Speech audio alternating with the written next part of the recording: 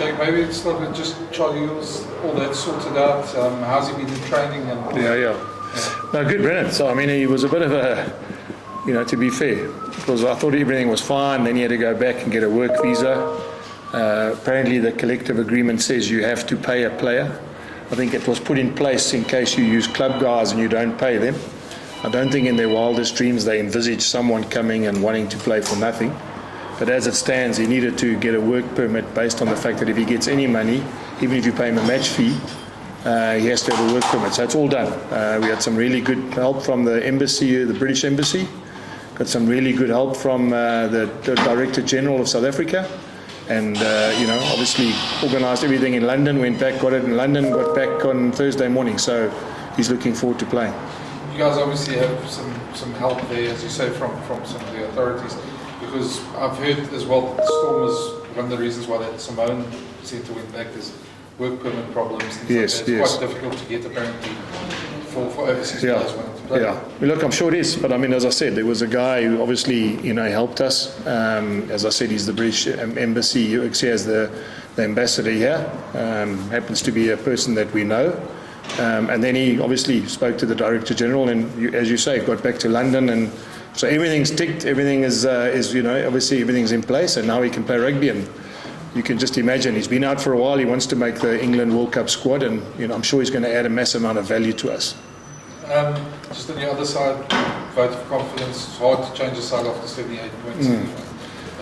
Yeah, we're also getting to the stage now, Brennan, where we're getting to the back end of the competition. We've got to try and keep that continuity going. We've got a lot of guys that are, like Chris has just come back from injury. Marcel will join us soon. Marcel Kutsia. Nazam wasn't available this week, but he's going to be in the mix next week as well. So, hopefully everyone that we've got in our club now almost going to be available to play in these knockout games. And this is no different. It's a knockout game tomorrow because we need to win it and make sure we stay in Europe. Do you take, Leinster's obviously got different ambitions. Leo's gone back, and some of the coaches have gone back. They've left a young coach with them. Yeah. Do you take anything out of that? Or? No, I take a lot out of that. I think what that shows you where clubs all want to try and get to. Imagine if you can go through a season where you're unbeaten, you can, take some of your main players back, take your director of rugby home, still feel confident that they're going to get a result. There's no ways they've put up the white flag. You saw what happened last week, So I was just saying to the media this week when they asked me, I said, that's what all clubs are trying to do. I think every club in the world is trying to get where Leinster is now. 30 odd internationals. Academy system that's really working well. It's definitely the envy of every franchise. Any club side in the world would love to be Leinster, I think. And obviously we didn't get to speak to you last week, but I have to ask you about Jacques moving to Leinster as well.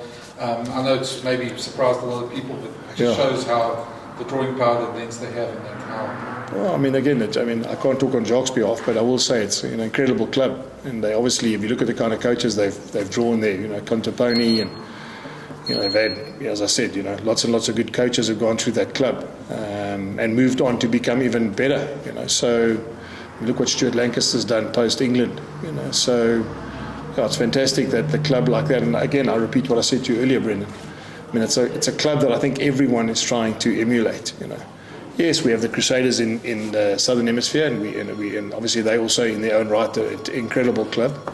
But if you look at the Heineken Cup, you look at the kind of players they produce, you look at the kind of internationals they produce. Leinster, in a bad year, it's sometimes as good as some teams' good years. So it's definitely something I've been pushing a long time since I got here. Spoke to my board this week as well.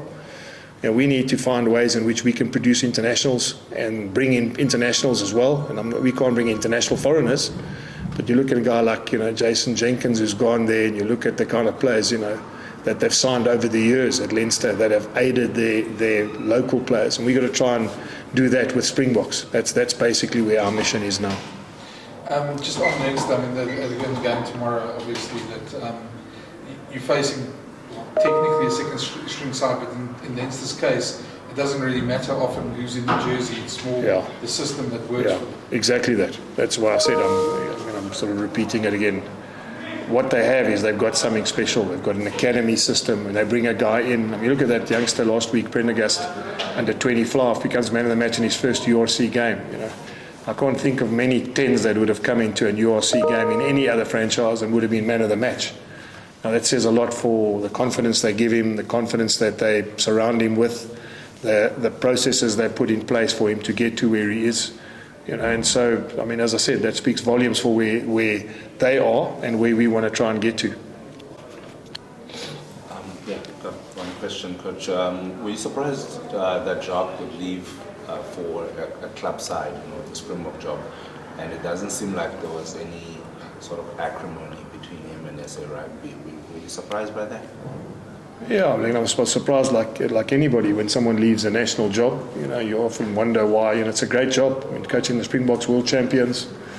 I mean, I can say it's one of the greatest jobs in sport. You know? So, but as I said, I can't answer for why and how and what the reasonings are. You know, it's I'm sure he's thought about it and he's made a decision which is in the best interest of himself. Somehow when these jobs open up, your name crops up because of what you've done internationally. Have you considered it? Have you been approached? Yeah, well, my name doesn't crop up. I've been reading enough articles to see that my name's not on that, so it's maybe a good thing. Yeah. But sometimes it's spooky when your name is on that list because you generally don't get it. Is there any window or possibility? I mean, I know you're attached to the post for, I think, 2027. Yeah. Is there sort of... Yeah, look, I mean, the answer is very simple, guys. I mean, I'm signed here till 27. I coach a lot of players who I think should be international players and will become international players. I work for an incredible organisation. I mean, I have a great relationship with my board, with Patrice Matsepe and with Johan Rupert. I wouldn't do anything without ever speaking to them about it. If they felt it was in the best interest of South African rugby that I would be involved in the national setup, I would only do it with their blessing, you know. And I think it'd also be true to say, guys, that you've seen that unless you get in there and they want you, that's first prize. There's no use being forced in. And secondly, you've got to get what you think is important for you to run the organisation when it comes to rugby.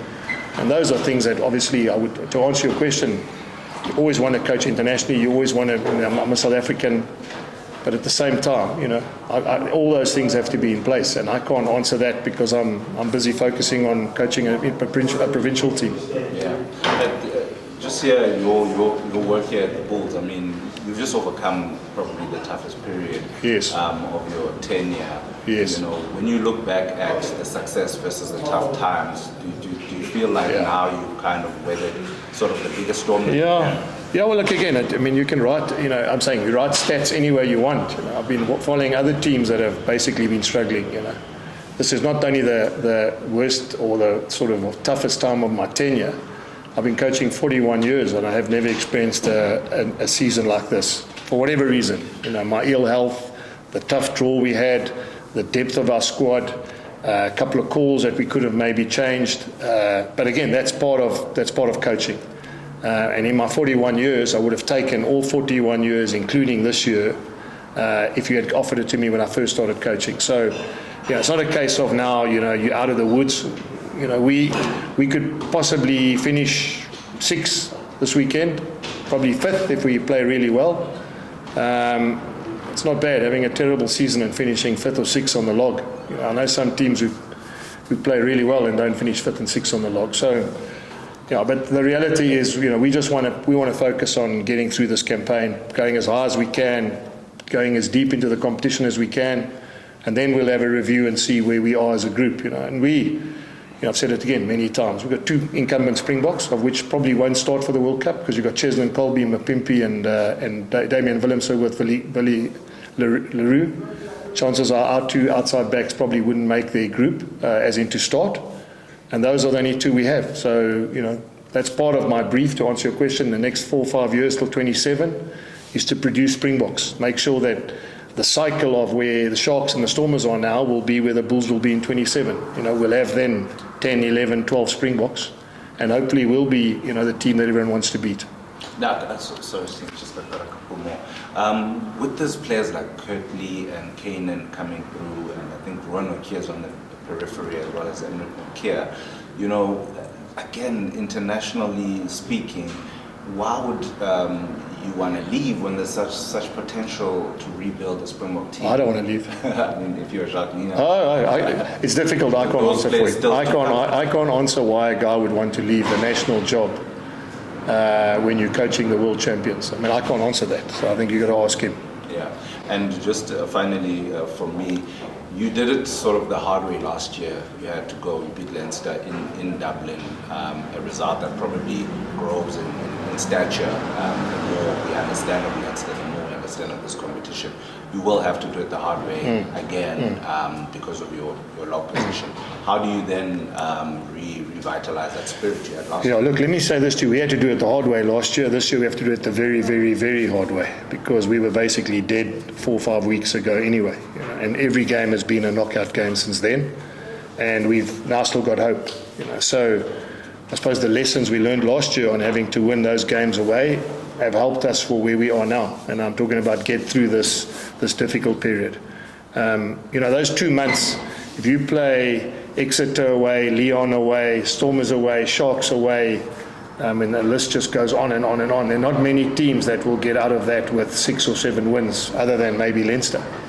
And that's part of the growing that we have to do as a group. We need to understand that we're going to get more and more tough seasons. We played Exeter, who made the semi-finals of Europe. They were in our pool. We met Lyon, who made the semi-finals of Challenge Cup in our pool.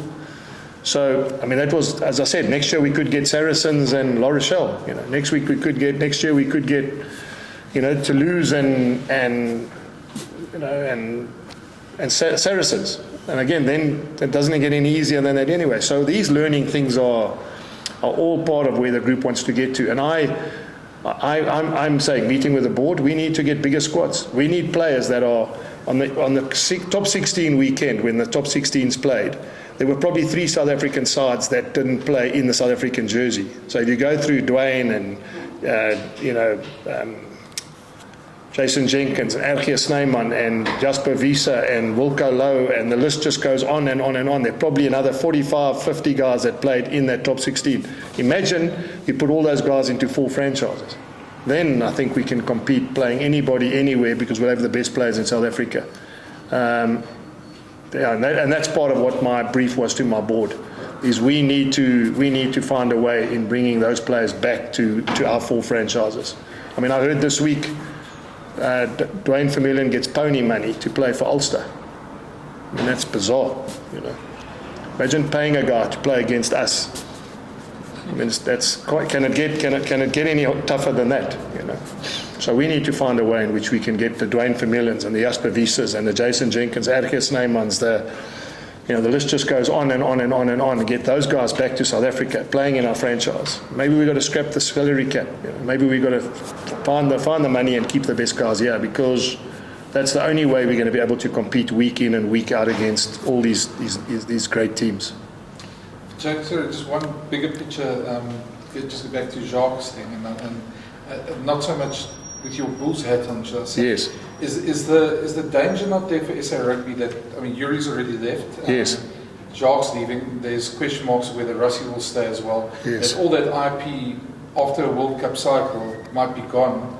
And we Brennan, again, there's a hell of a thing to debate, but the IP in South African rugby's never stayed. I mean, Carl left, Markgraf left, Mac left, I left, Nick left. So, I mean, it's nothing new. I mean, it's not like now that all of a sudden the IP is going to go. I mean, basically I can give you a list of Peter de Villiers, Heine Kameya, Carl Duplessis, Ian McIntosh, Nick Mallet, Andre Markgraf, myself. No one's ever asked those guys for their IP, and they're still all living, obviously Mac, bless his soul. But the point I'm trying to tell you is that in the living times, no one's ever worried about that IP. So I think, I don't think that's on the top of their priorities of whether the IP goes. Okay, well, maybe just say the other way around is that in terms of the structures and everything that's been put in place, that you might get somebody coming in basically reinventing the wheel. Yeah. Well, to be fair, that's probably been the success of our national team for a long time. And when guys come in, they do reinvent the wheel, and sometimes that's the change we need in order to get that energy, you know. I don't think it's necessarily the right way to do it, but in some ways it has worked, you know. So, yeah, Brendan, I mean, there is going to be change. There was always going to be change, whatever time it was going to happen. You know, like one group comes in, another group goes out, you know. I can only talk on behalf of my time there. 2004, when I took over, we were 6th in the world. When 12 years later, the same group of players were playing in their 3rd World Cup. And I think out of that squad that played in 2007, if maybe 85, 90% of them played 100 test matches. Now, before I got the job, 50 tests was almost unheard of. And if you go through it, Ors 100, John 100, Bucky's 100, Victor 100, Johan Smith, it must be close to 100, Jean de Villiers 100, Monty 100, Brian 100. There's no reason why it won't happen again. So, I suppose what I'm saying is we've been in this situation before, and sometimes it's worked in our favour. But I can't talk on what's happening there and what should happen and how they. Obviously I have my own views on that, but it's not for me to say to you what I think should happen. There's definitely reasons why they've done it, and I'm sure those reasons will come out. Hi Jake, Brendan O'Brien in Dublin, and how are you? I'm good, thanks. Thanks, Brendan. Jake, I'm sure this is old news for you guys and it's been discussed a million times, but the concept of a Currie Cup and a URC team, same day, same coaching, I know you're involved in both. Could you just give us a brief little insight into the challenges of doing this? Yeah, so Brendan, look, it is difficult because you're trying to prepare 2 teams to play on the same day. It is unique. I'm probably the only guy that is doing it hands-on, but I just feel that I'd like to spend time with the next group of players to see where they are in their development. As I said to the media before, we don't really have an academy structure like you guys have in Ireland, which I think is right up there. I think your academy structure is a fantastic structure to have. So I've got to spend some time with the junior sides and with those players coming through our junior teams into the Currie Cup.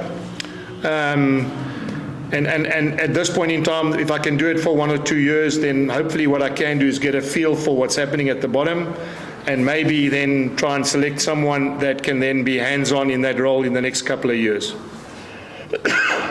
That's great. Finally for me, Jake, just to touch on Leinster, we saw what they did last week with what is being called over here as a 3rd string team. How impressive is it what they're able to do, and specifically the ready-made nature of the players who are coming out of the academy and stepping up and no more than Sam Prendergast last week? Yes.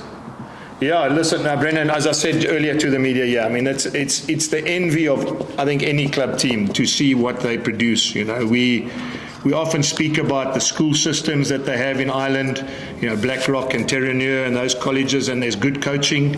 And then they go into the academy, and then they get good coaching there. And then they go into the franchises. And then, to be fair, all 4 franchises have done really well this year. Ulster, Connacht, Munster and Leinster. That's incredible that 4 franchises are up there and thereabouts. I think the integration of what they do with international players, if you look at the signings they make at Munster and Leinster and even Connacht and Ulster, so basically the signings they make from outside the campaign, whether it's a Dwayne Vermeulen or a Marcel Coetzee or Jason Jenkins or Ergia Snyman, I think there's definitely some thought process put into how they can use the skills of outside players to upskill their own players and the weaknesses they have in their 4 regions. Again, probably that's very good work done by David Nusifora and the system. And yeah, you're right. As I said, to watch that young 10, I've watched him by chance. I watched him in an under 20 game, and he was obviously outstanding. And then I wondered if he was the brother or family member of the flanker that played for Connacht, only to find out from Leo that yes, it is his brother, and they come from Leinster. And again, just shows, that system's working. I can't remember a new number 10 coming into any team and being a man of a match in a game where you 31-26 or 36-21 down, and you still end up being man of the match. Just proves again a lot of the psychology and a lot of the sort of backing that those kind of guys get through the academy must say something in terms of the way they're coming through, both on and off the field. That's great, Jake. We're even making the comparison over here. Sam Prendergast has the same haircut as Johnny Sexton as well. Yeah, I saw that, and I don't think that's by coincidence. Listen, Best of luck at the weekend. Thank you. Thanks for your time. Thank you so much. Hi, Jake. How are you doing? Good, thanks. Just on Leinster, last week ahead of the match against the Lions, altitude was a big talking point and everything, but they still managed to get grind out to win against the Lions. Is that still going to be a factor, or are we going to try to make them breathe a little bit harder by spreading the ball around more? Yeah, so Warren, a good question, because one thing that they are very good at every game is playing quickly. So I don't think that they're going to change their style. I don't think that the altitude factor will hit them as hard as it did last week, because, there's always that scientific debate about either you come 1 day before or you come 10 days before, and I think they've now been here long enough to actually get used to the altitude. And someone told me last week, interesting enough, is that Ellis Park is higher than Loftus. So who knows, maybe it helped them training at last week in Johannesburg. So, yeah, I don't think they'll move away from the things that work for them. They play quickly, they got lots of tempo on their game, they don't waste time in and out of starter phases in terms of lineouts and scrums. So, yeah, I can't see them trying to slow it up and changing what's worked for them, not only this year, but for the last couple of years. And just in terms of log positions, I think this weekend the name of the game is probably Champions Cup qualification, and no one really wants to finish in that 8th spot. I'm sure you guys are just focusing on the game, and maybe you're going to be glancing at that Glasgow-Ghana game later in the day. Yeah, well, look, Warren, once our game's finished, we'll know what's going to happen. The reality is then we'd like to believe that after our game, the destiny is already done in our hands. We don't have to then wait for someone else. So, yeah, it is exactly like that. I don't think it's just about Champions Cup. It's about playing as well as you can in this game to make sure that whoever you play in the next round, you get a fair chance, in terms of performance to beat the next team you have to play. Morning, Jake. Jake, just one from me.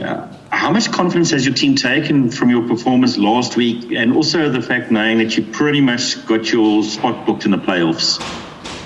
Yeah, Morgan, I think, to be fair, not just on the last week's performance, I think the team that went to Durban and won in Durban, that's the first time we've won a Currie Cup game in Durban since 2015. So a lot of confidence they got out of that. And then the week before, obviously, the team beat Griquas. Now, I know, again, because we haven't won, we were desperate to win. And I think the way we played against Griquas, we kept them trialists as well. So I think it's been a collective 3-week or 3-game process of defensively getting stronger, getting some winning momentum, and then being as clinical as we were last week. Often what happens, Morgan, and you would know this, when you're 36-3 up at half time or whatever, you generally can lose your shape in the second half, and everybody can play like it's trials. And I thought the way we kept our shape and the way that we were so clinical at the back end of the game to score 78 points proved that we now understand the way we want to play, and doesn't matter. It's like cricket. I suppose you make 100 and it doesn't matter what level of cricket you play, someone's going to catch the ball out of the air if you give catches. And I thought the way we played last week to score 11 tries, even though, you're playing against a team that was probably, weaker, but also had 14 men on the field, you still got to be accurate. You still got to make sure you hold on to the ball, and you still got to make sure that you create pressure. So, yeah, I was very happy with, as I said, not just last week, but what's been happening the last couple of weeks. Thanks, Jack. Thank you. Thanks, Morgan. Thank you. You see the 11 tries and 78 points, obviously great for the confidence, but Leinster, a very different challenge, even though they don't have their first choice team here. Yeah. What do you think your guys need to do differently tomorrow? No, I just think we need to do our basics properly and play as well as we can. That same team, Ashfaq, that team you now are writing up, I think they drew with the Stormers. So that just shows you how good they are. The Stormers are the champions.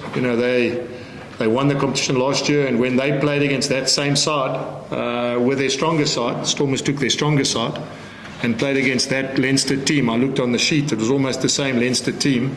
They ended up drawing 22-all. So we're not going into this game thinking anything other than the fact that it's going to be a tough game. Yeah, I got a question for you, Ashfaq. Yeah, I just read an article where you asked me about 1D playing fullback, wing and centre. And I spoke to him this morning, and I found it quite odd that you wrote the other day that it's wonderful to see Ruan Nel playing wing and centre and Damien playing centre and fullback. So I wasn't quite sure if it's a positive or a negative thing for players to play more than one position. Yeah, that was my question to you. I guess it depends on the player, Jake. Okay. Okay. So if you're a Bulls player, it's a bad thing, and if you're another player, it's a good thing. Not at all, not at all. We can chat offline. Okay. And then I have a second question there, Jake. Yes. About the Currie Cup team, Charlie, Yes. Making his Bulls debut. Yeah, what do you expect from him? I can't wait. I mean, I can tell you he's like a young kid in a toy shop, in a candy store. The guy he really wants to play. He hasn't played rugby for a long time. On both benches. Yes. Similar to who's the province? Yeah. No, not similar to Brock. They're completely different. I mean, the bottom line is that Cornwall hasn't played much rugby. Every time I put him on, it's like 10 minutes, 12 minutes.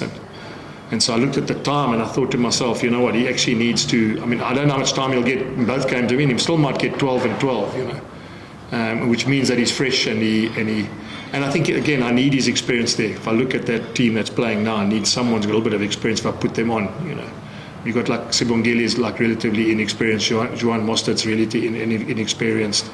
You've got Lionel's experience, obviously.